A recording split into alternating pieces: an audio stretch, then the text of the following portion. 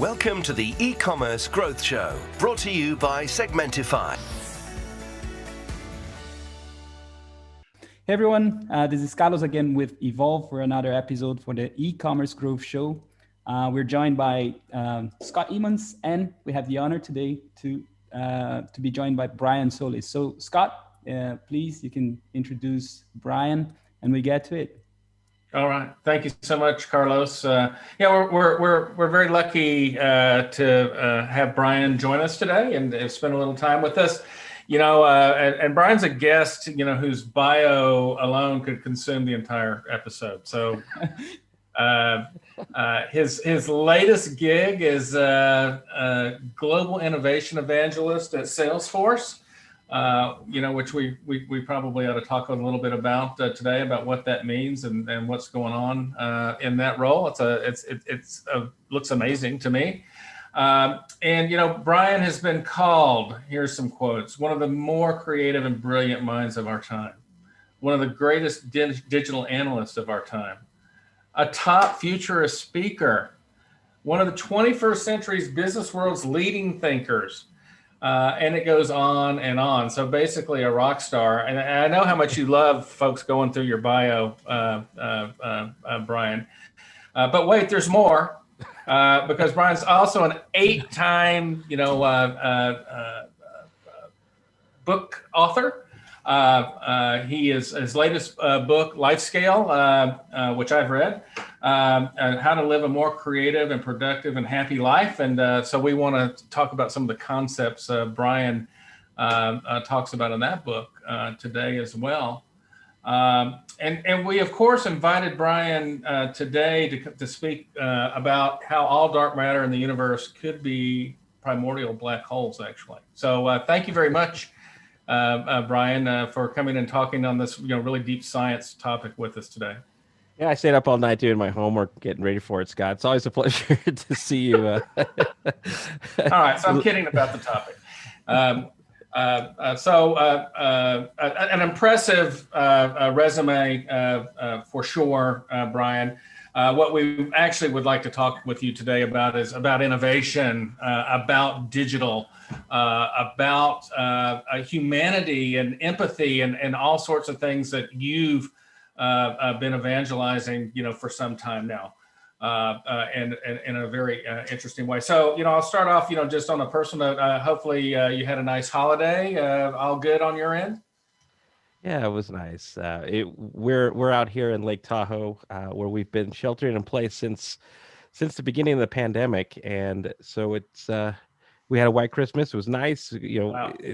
Tight family only, staying safe. But when it comes to Christmas time, it's really about your family, your loved ones, and spending time together anyway.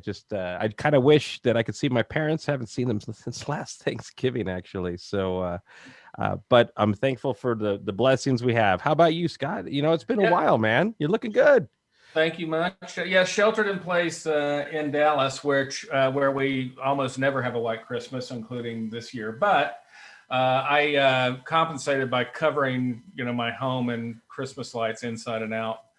To give it that Christmassy feel. Same, it was my household of 3, and my daughter and her fiance came, and we hung out on the back porch, socially distanced, and had a nice visit and a safe visit. So it was nice to at least get to see them for a little bit for Christmas. So nice. I think when you and I first crossed paths, Brian, was like at a brand innovators event in Las Vegas. It's the first time we probably crossed paths, in person. Which, by the way, that was that event. I was a little bit of a fish out of water because here I was, this technologist that was in a big room full of marketers. Is what that event was about. It was very interesting for me. And then the last time you and I saw each other in person was at the Innovation Mansion at South by Southwest. Where you gave a little talk and you were promoting the Life Scale book and the concepts at that time. So when I'm thinking, about Brian Solis, let's start with this role at Salesforce. what are you doing there? What's it been like? That's a pretty impressive organization. So love to hear what leading innovation at a company like Salesforce, what that involves. Well, I'll tell you, I have a really unique role at a very special company. So I have, I've had the pleasure of knowing a lot of folks at Salesforce for basically my whole career, and I've joined a real special group within the special company that is part of the analyst relations team, competitive intelligence, and then my role, along with some of my colleagues, is to champion the stories of innovation, and especially in these times, but also to explore opportunities for innovation. So I'll give you an example. We're all here in a global pandemic, and you suddenly have seen companies thrust into a digital imperative that has been, an overnight, an overnight necessity, 20 years in the making. But when you literally shut down the world overnight and you have to build, for example, working from home infrastructure, you have to build digital commerce, you have to build curbside or BOPIS infrastructure.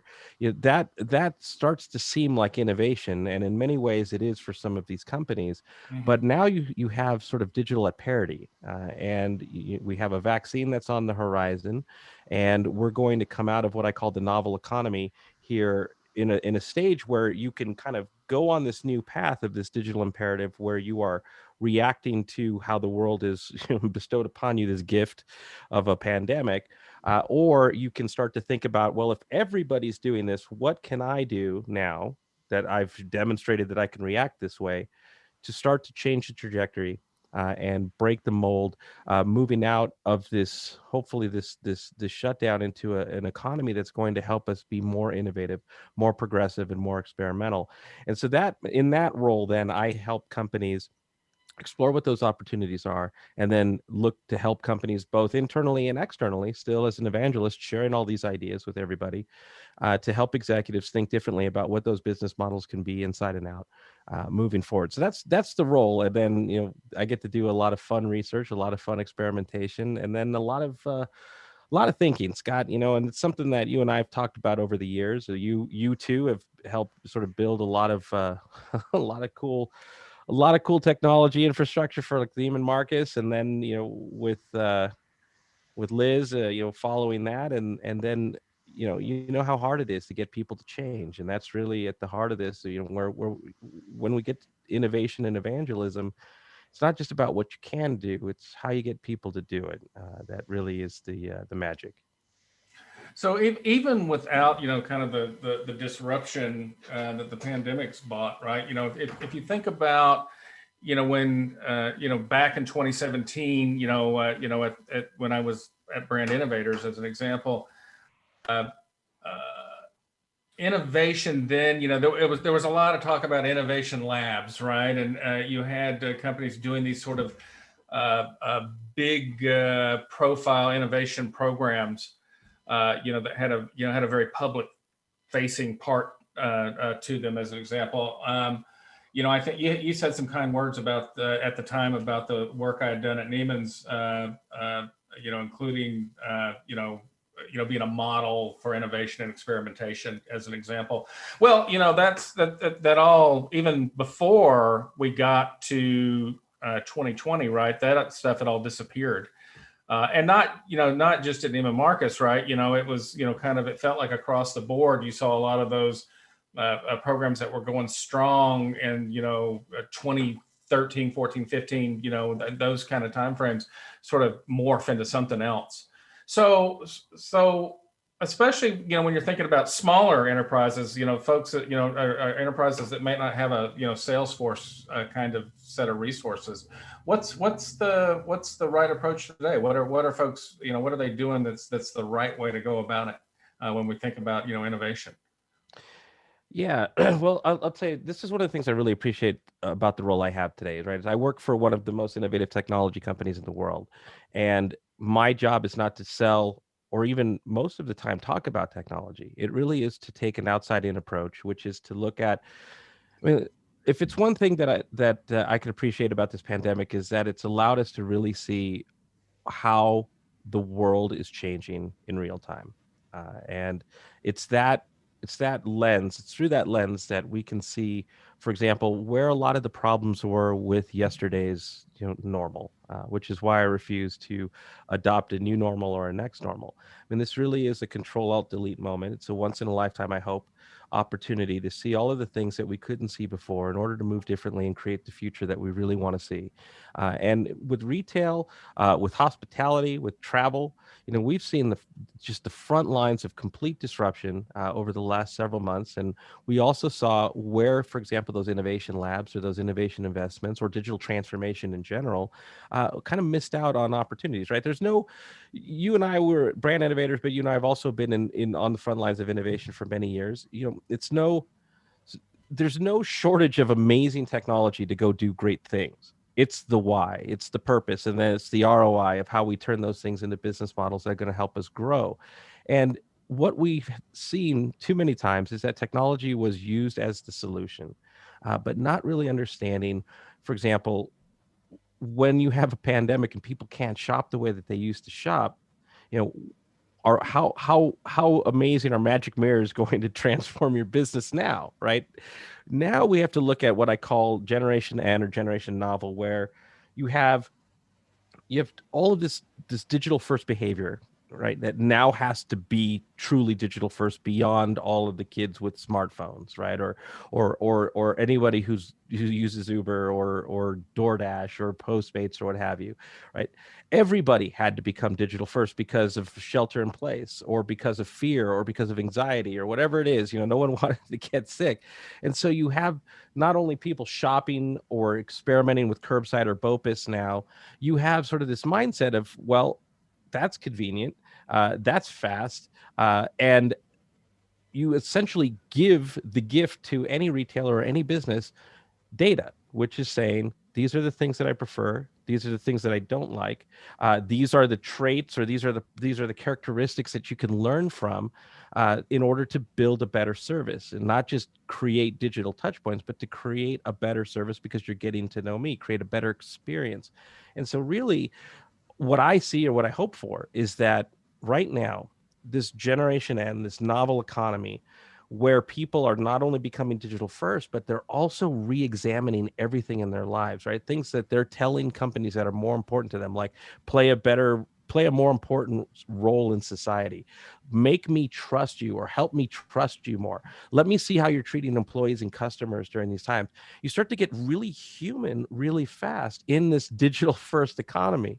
And so those insights, I think, are helping us understand what we've been trying to make sense of the last decade, right? Personalization, real time, mobile first, app economy. Now we can actually humanize all this stuff to build a better customer journey, a better experience, a better relationship platform with customers that are changing right before our eyes. And that, I think, gives us that purpose that we've maybe overlooked for a long time. Well, so yeah, there's really a ton of good points in there. I know, Carlos, you wanted to jump in on the novel economy. Yeah. Sure. Thank you. It's more about, I listened to some of your podcasts, Brian, where I think in one of them, I don't remember if it was the one for Salesforce, but you said that you started your career speaking a lot for the C-suite, right? For the C level. And when it comes to the digital economy and, digital natives, I am a millennial from '85 myself. And I see that I've had one experience. I'm an entrepreneur, but I've had one experience working for a large company. And sometimes, I'm sorry the word, but there's a lot of dinosaurs there, right? And right. And then the question I have is more like, who are you talking to today? Because there are a lot of millennials like taking, the C level today, becoming the directors or whatever. And these are maybe the digital natives, right? And people like, then you have Gen Xers or Gen Ys, whatever you call it, younger people than myself. So are you talking more to this generation to have them implement technologies in their company so they can also, because they maybe they get things faster. And I'm not saying we're better than anyone. It's just like, don't know if my question makes sense, you know. It does, Carlos. Well, Scott and I are just a little bit older than you, barely. And we have, one thing that I want to point out is that age age has nothing to do with innovation, right? It's a mindset. Because I can tell you, I certainly have worked with, let's just say, multi generations where people are stuck in whatever environment Right. has raised them. And the challenge that we have, whether you're a digital native or you're digital, what would you call it? I guess immigrant.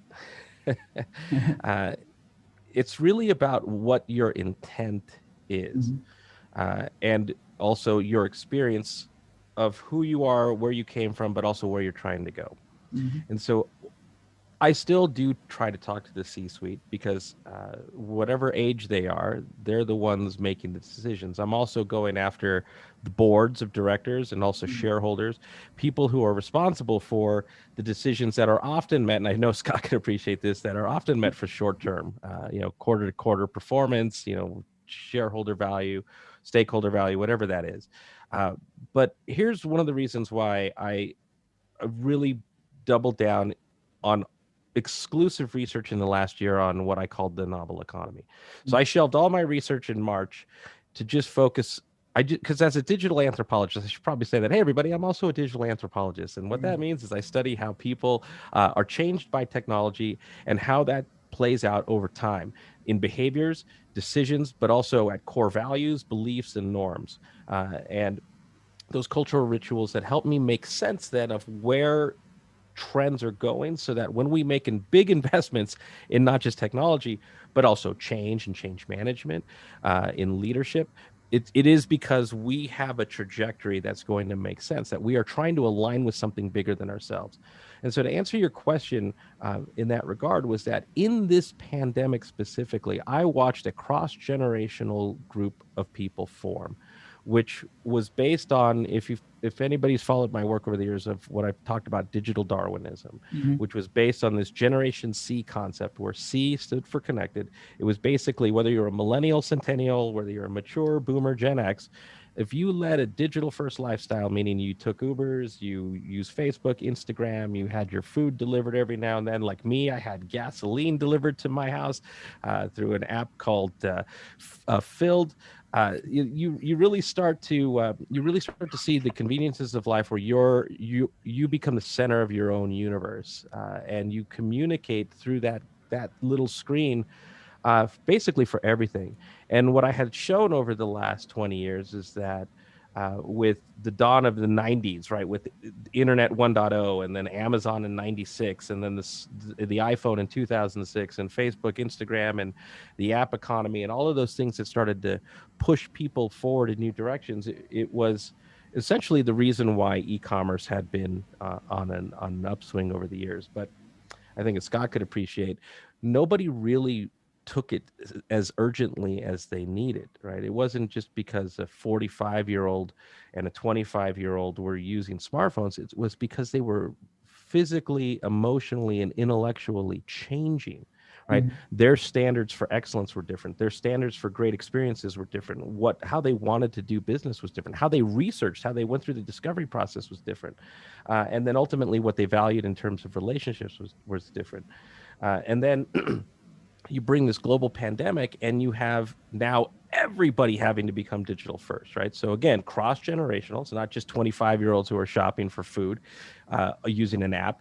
Everybody has to do that right now. And when you do that, you become this, I lovingly referred to as accidental narcissists, basically somebody who knows what they want and can get it.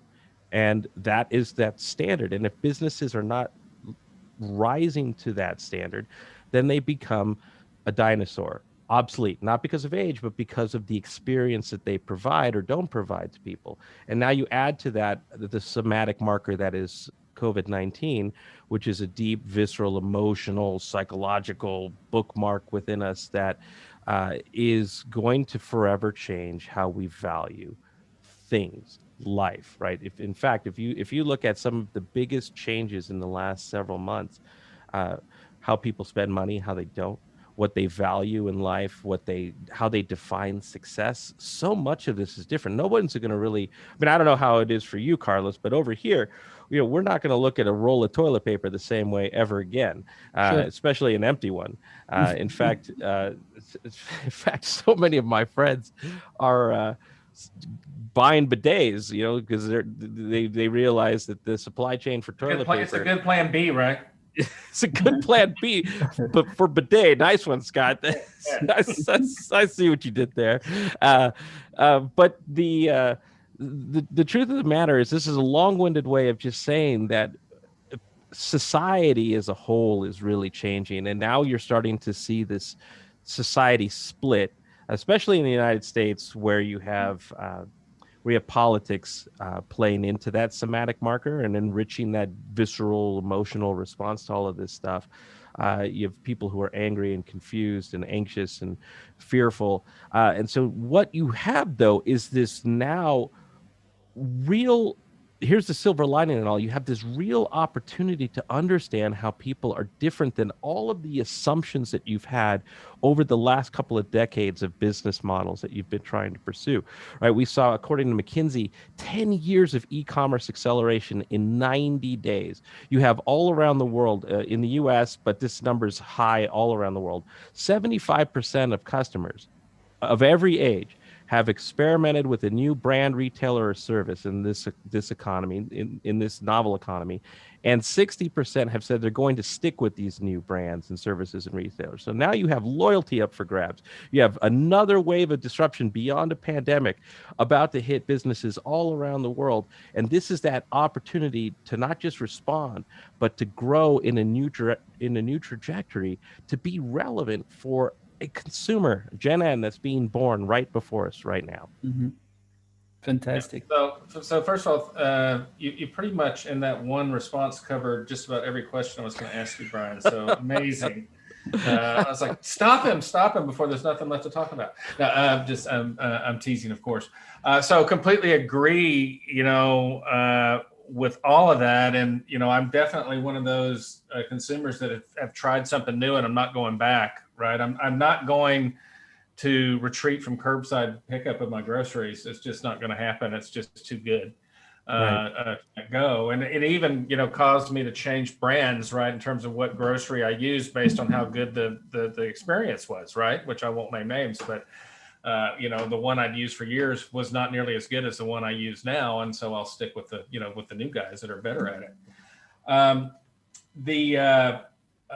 of the things you said, you talked about in the beginning of that answer, I heard the ROI piece pop up, and you and I did an interview together on another podcast called CXO Talk, and we were talking about. I was talking about how ROI, was often used as a club to kill innovation, and you coined the phrase ROI meant return on ignorance at that point, which I loved and have repeated often with proper attribution since then. So how's the in light of all this new circumstances, is that ROI as a club mentality? You think that's dissipated? Are enterprises more willing to go out and take a chance? I think they have to be. This is why culture, or organizational culture, has to become more important in this conversation regarding innovation, right? The whole premise of ROI, and of course the play on it for return on ignorance, was really about opportunity cost, right? If we do not do something, what does that do to our shorter and mostly longer term impact? Because we're so caught up in this sort of short term mentality, whereas people are changing now faster than ever, and what they want and what they value is not in alignment with what we think they value, which is why the brands were barely keeping up before they started changing faster than ever. Just to jump in. Yeah. Well, I think to that point, it's the same. It's the same challenge they've always had, is because they couldn't see the change. They projected themselves onto the markets, right? So they put their this. I'll just kind of quickly explain this what I call an experience divide, which is we have decision makers, right? So the club of the things that we have to make decisions about, right? Everything from profitability to employee welfare to you name it, just like the construct of a traditional business, are all the things of which then the hierarchy of that business is designed to make decisions around for the best interests of stakeholders, and then the best interests of whatever the halo is at the top of the organization, whether that's shareholders and the board or what have you. But all that's fine and good. And over here you have especially now in this novel economy, you have the markets and how it's changing, and people within that market and what they value and why, and how they make decisions, and why they're making those decisions. And so over time, over the last 20 years, if you've seen, Scott, that experience divide was like building cracks, right? People were changing, businesses weren't, and they try to do these little things like, oh, okay, let's have some e-commerce, let's have some cool things within the store, let's do whatever to try to keep at least whatever fibers they could staying connected to the market. But over time, as they got to experience new things, new services, new apps, that started to move more and more and more, and we started to see that disruption, because in between is that experience divide, but it's also an Achilles heel, right? It is your vulnerability, right? And so a lot of startups, a lot of competitors would look right there and say, okay, well, what do they value and what are they not getting? And this is why entrepreneurs and investors would zoom right there, because it was an opportunity, hence the ROI, right? It was also an opportunity cost if you weren't doing the same things. Now what we saw was that in the last year, this just start to go, and now the same decision makers over here cannot in any way continue to make the same types of decisions or employ the same types of ignorance that they were before, because now this is moving further and further away. And what happens is when you're on this side and you're looking that way, which is where we miss everything, when you're looking back this way, you start to see obsolescence. You start to say that experience is old, that experience sucks. Oh, I have choices now, which is why we're starting to see so many new experimentations. And they're building bridges in their own way for their best interests. So if you're not intentionally trying to do that, then you're going to miss out. And unfortunately, that is where digital Darwinism has come into play. We've ignored this sense of urgency for a really long time. There is no more runway to ignore it. And we have to now start thinking like the customers that we want to reach, and not like the executives we have really been proud of for the last several years or decades, where we've earned our positions of where we are. Now we have to almost have to re-earn everything to be relevant, because the world is changing, and that's the hard part. And look, we see that it's not just in business, it's in life. You have people holding on to what they know, and you have people changing. And rather than understand why that change is happening, we project ourselves onto them, saying, you're doing things differently than I'm doing them, and therefore I'm going to dig in deeper here. And that's why innovation is totally a personal decision. It's a personal transformation. And that's what makes it so hard, is because you're essentially telling yourself, I have to change, I have to be different, and your source of inspiration is right there. And what's the, I mean, it's obvious, but the role of culture in all of this, because you spoke about short-term thinking versus long-term thinking. I think you're speaking a lot about culture. I'm very closely really connected with the folks from the conscious capitalism movement in Brazil, and we see that there are more companies trying to become like conscious companies, not just in the weak sense of the word, but really like there's like a framework. I think you know Mr. Raj Sisodia there in the US. He did an amazing study about the whole food market and how they've done it. Don't know if it's changed after Amazon acquired them, but they didn't have to invest so much in marketing because they are investing in the community and that kind of stuff. So the question, and I heard you speaking in one of your podcasts about that culture is the strategy, right? It's not that culture eats you for breakfast, but culture is the strategy. And so that is fantastic. But I think in your role, can you teach culture? Because I think it's a big part of your role. At least discuss that, right, with the folks that you're talking to, and I think culture is something that, look, if you look at, I would take a step back because I want to back people into the answer to this question. So there's a saying that you brought up. For everybody, you've probably heard it. I think it's attributed to Peter Drucker, which is culture eats strategy for breakfast. And the problem with that statement is that culture is the strategy. Culture is why you do things. And what we tend to think about when it comes to culture is mission statement, vision statement, our team offsite, those are the acts of culture. At Salesforce, one of the reasons why I joined the company is because Mark Benioff, he promotes stakeholder capitalism, which is really about the why of business to make a better impact in society and the world, right? So not just existing for profit. The idea is that profit becomes a byproduct of doing the right things for people, for places and things. We have this 1-1-1 philosophy where we give 1% of technology, 1% of profit, and 1% of time, our own time, to make an impact on the world.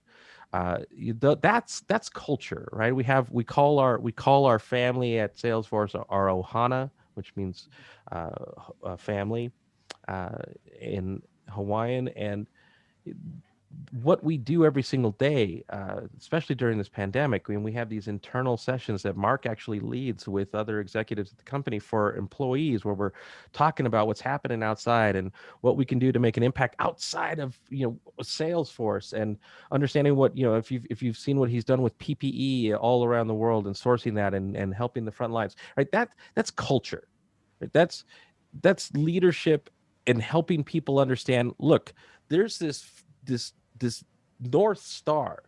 This is why we exist and why we work together and where we're trying to go together. And every day we communicate, how are we doing together? What's the role you're playing in how we're doing this together? Right? And so people feel empowered to move towards this North Star. That has to be done intentionally. So for example, you might have heard me talk about Gaping Void and Jason Corman, who's the CEO of Gaping Void. They're a culture design company out of Miami, Florida. And I've had the opportunity to work with them and do research over the years of how do you design a culture? And it can be done. It's actually a thing called culture science that they've created, where you go through this work of designing what that culture is supposed to be, and then doing the things every single day that bring that culture to life. But not just doing, it's how you communicate. It's the visuals that you have around. So all of this stuff, this is why culture is a strategy. It has to start there. You can't just, and Scott, I know you've seen this. This is why so many innovation centers fail, is because there is no culture of innovation where people feel like, hey, one, you're empowered to take risks. Two, if you make a mistake, what'd you learn from it? And let's move on. Instead, we look at mistakes as being a source of failure. Nobody wants to do that. And then lastly, the biggest thing of why innovation is so hard is because every aspect of our life, in business, at home, at school, in church, you follow rules. You are given these rules. These are our comfort zone when we talk about that proverbial comfort zone or the proverbial box. This is our box. And when we're asked to step outside of that box and think differently, we haven't changed anything. We haven't changed the rules. In fact, the rules still persevere over here. If you make a mistake, if you don't follow the rules, that prevents true creativity, true innovation. And when you get to honest to goodness innovation's asking you to do one of two things: bend the rules, break the rules, or maybe the three things: create new rules, right? That goes against everything else that you've been taught in life. It's what makes it so hard, which is why culture is so important, to help people feel like we can leave that behind. We're going to go in this direction.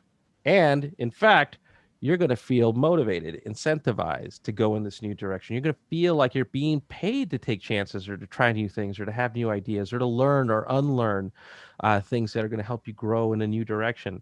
That is culture. And that every organization right now has to prioritize culture in addition to technology in order to be truly not just innovative, but just relevant. Yeah, look, I think in my previous role, right, it wasn't just technology. It was creativity, and it was culture, and it was this sort of you had to mix those things together, right, to come up with something that was really a game changer. I think let's talk about some of the things that led up to the life scale book, and some of the concepts you talked about there. So I'd go back to, say, 2007 or so, when the iPhone was introduced, right? That was a game changing thing for me. In my career, I was doing kind of business intelligence and doing enterprise architecture and stuff like that. Back when that launched, and now all of a sudden, all our customers were connected all the time, right? As the smartphone phenomena took off, and here we were trying to know the customer and deliver the right thing at the right time for the customer, and they knew way more than us, right? We didn't have any infrastructure that could. We were outgunned at the time, and so from an enterprise point of view, we had that problem. But then you also have this, being always connected, the whole social media explosion, right? And my always connected consumers also all talking to each other across these social media platforms. You want to jump in on that, Brian? Yeah, well, look, for better or for worse, we were connected, we were always on, and that didn't come with an instruction manual. No. And if anybody, it went awry, and went awry in some ways. Yeah, in many ways. Yeah. I'll try to be as condensed as possible, because this could be its own Absolutely. show. If you've watched The Social Dilemma on Netflix, you essentially see what has happened going back to social. Let's just say the dawn of social is probably along the same time as the iPhone, right? And Facebook, I think, open to the public in 2006. You had Twitter around that time. Social networks it's really not that long ago if you think about it, but it feels like it's been around our whole lives. Exactly. And a lot of that is by design. So you have essentially a lot of practices that went into play, that went into, for example, gambling technology in casinos, gaming. It's called persuasive design. Social engineering, it's designed to change you. So, for example, if you think about before Facebook, the idea of putting your pictures of your family on the internet was probably something you would never do. And now you feel like you're not living if you're not sharing all of that stuff. And so those techniques that went into these apps were designed to change our behaviors, to essentially do more, share more, be online more, communicate more, engage more, respond more. And the more that they changed us, right, with every new app, Snapchat, now you have to communicate through ephemeral conversations, and then you have TikTok, and now you have to learn every single new challenge that's out there. You continue to change from your center, your let's say before all this stuff, your center of reference. Now you do this, now you do this, now you do this, but you never really had time to acknowledge to yourself that these were the decisions you were intentionally making. So your core values had to try to keep up with you as you were making these decisions. And this is why I said it didn't come with an instruction manual. Same is true for the designers of these applications. They knew what they were doing in terms of incentivizing us or encouraging us to embrace and adopt these new technologies. But once they had to keep our attentions and keep us using these apps and services. So they keep changing the game and finding new ways. For example, one of the first examples of that was the like button, right? And what they didn't necessarily study beyond that was, well, what is the effect of that on you? If you feel like you have to continue to keep up with this stuff, but also to get the type of reaction back from people so you feel incentivized to share more, they really didn't study. And if they did, it would be purely evil for not releasing this information before. But what happens to you? And it turns out that what happens to you is pretty intense. You essentially become addicted to a lot of the stuff in micro dosages. There's 6 different chemicals that you get when, for example, you see a like or a follow or some type of reaction to a post, and your body becomes dependent on it. So you share more, you do more. And the same is true cross-platform. You like the attention, you seek the attention. And all of this is happening without a doctor or without a mentor saying, hey, this is what's happening to you. Be mindful of how this plays out so that we could sort of take control of it in our own way. And personally, it hit me several years ago when I realized that I just could not dive deep the way I used to in terms of creativity, in terms of research and analytics, so critical thinking, because I was just so used to moving in a million ways, right? Every notification I'd respond to, every email, I'd have a bunch of tabs open and basically convincing myself that I was multitasking and keeping up with everything, which I was doing. But when it came time to write my next book, I struggled to get to the depth of how I was going to be, one, creative, but also two, like unlock this whole topic that I wanted to talk about in terms of this transition between personal innovation to corporate innovation or to global innovation or governmental innovation. And I couldn't get my arms around it.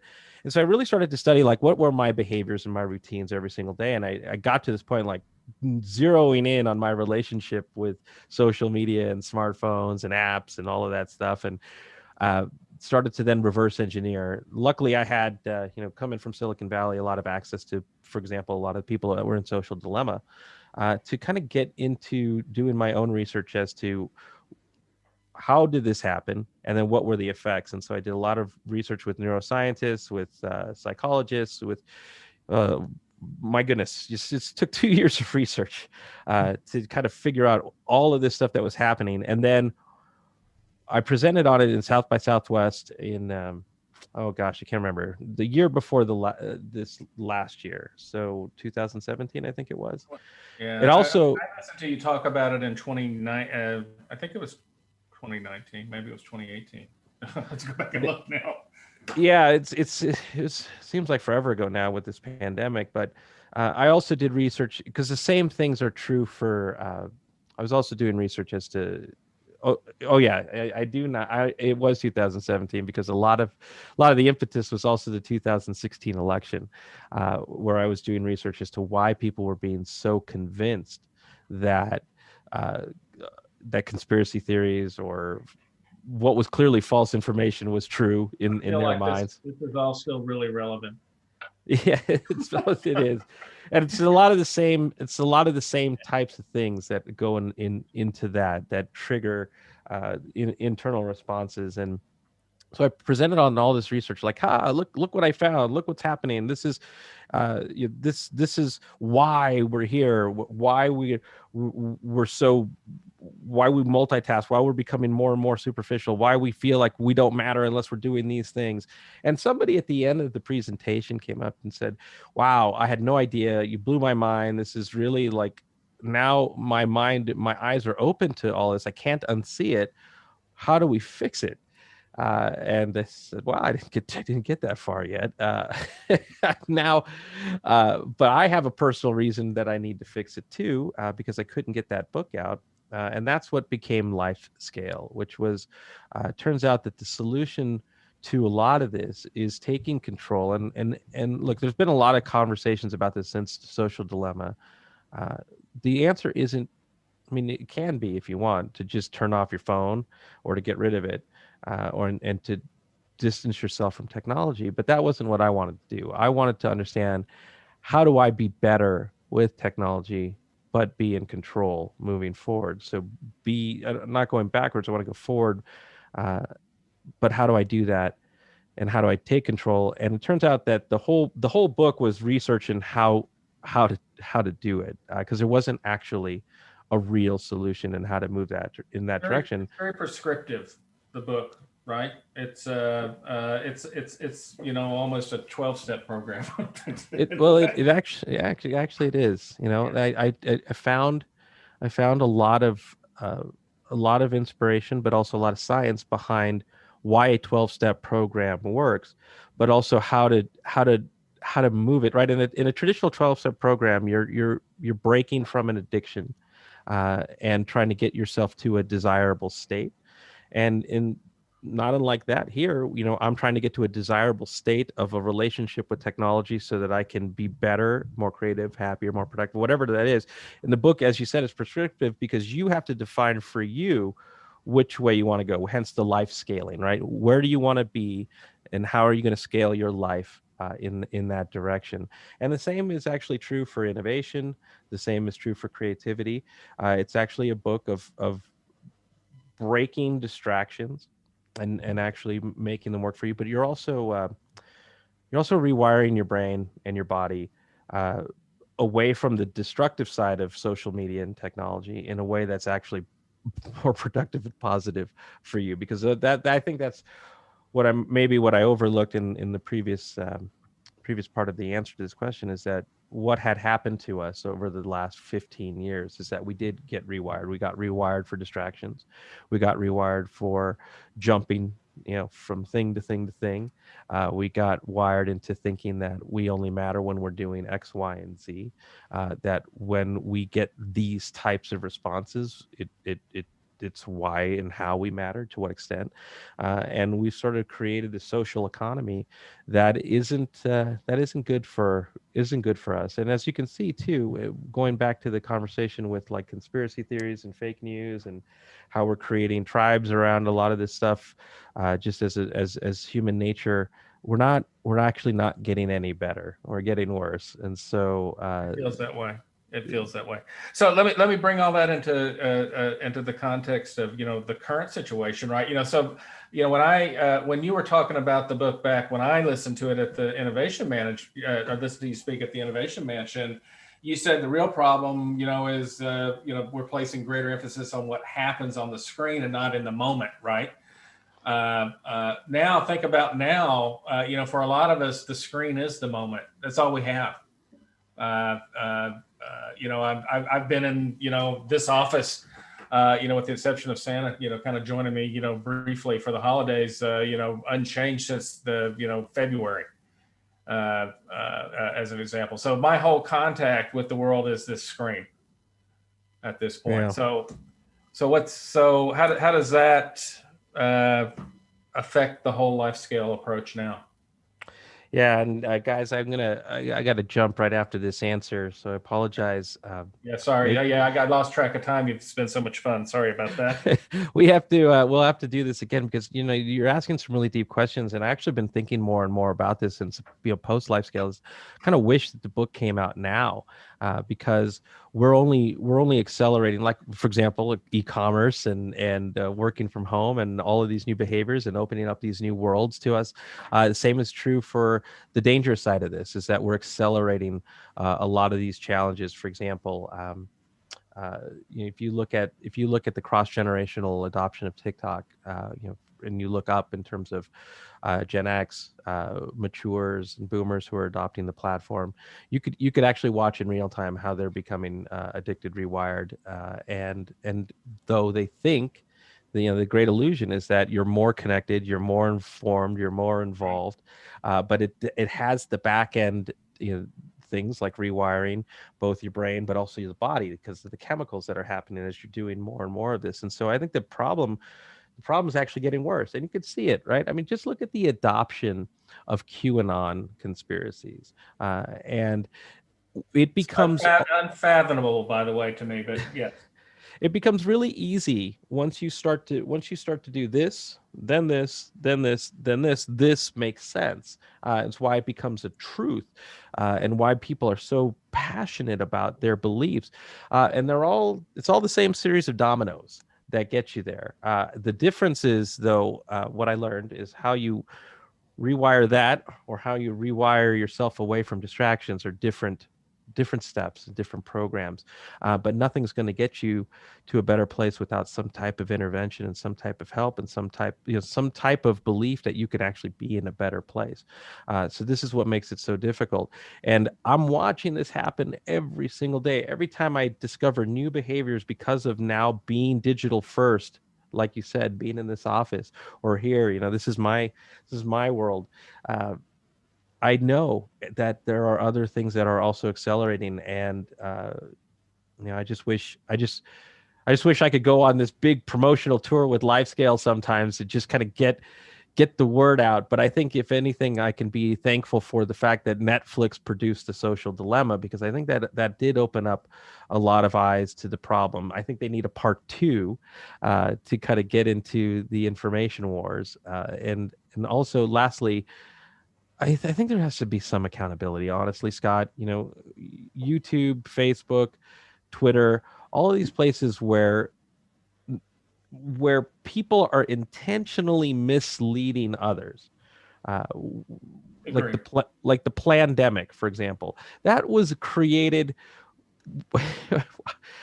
I hope people don't believe that with the creators. And if they do, right, that is created and given a platform with zero checks and balances where someone else can watch it and it is believable, right? Especially if you're... It becomes propaganda, literally. Yes, it's believable. So I think the accountability has to go to the platforms, and the platforms have to be pressured by the advertisers to say, look, I don't want to support this type of content with my brand.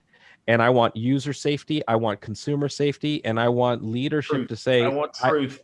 I want truth, right? Stop monetizing. Unfortunately, it comes down to profits. That, as it was said in the Netflix documentary, is that this information is 6 times more viral than the truth. And so when it becomes more viral, it's also more profitable. And so until there's pressure that's why you have all that clickbait at the bottom of very, nationally recognized news agencies, right? When you go to their websites, you get down to the bottom, it's like, what is all this? Yeah, if you look at, I forgot his name, sorry, but from Newsmax, the head of Newsmax, he said in an interview that there is no motivation to promote, essentially to stop promoting what they're promoting. I'll just kind of leave it there, because he says people love it. People, it's engaging. People share it. It's the advertisers love it, and so we have to sort of break that model to say, we're actually destroying ourselves by that way, and it's not scalable in any way, in any positive way. It's not. Let's just say it this way: we're going to need more than LifeScale to do something about it. Brian, if we can help you promote and go on that world tour and have people find your book, how can we do that? Well, I think what I did as I was moving into, because now I'm 100% focused on innovation, and I did. I have to actually see how it's going. I put it in the hands of some friends. If you go to lifescaling.me, it is, we created an education program for coaches so that they could take the LifeScale methodology and then become the teachers of the program. So I was essentially, instead of me becoming the Tony Robbins of LifeScale, I'm giving it to people. Fantastic. I'm giving them the infrastructure to then go and help others LifeScale. Perfect. We want to be mindful of your time.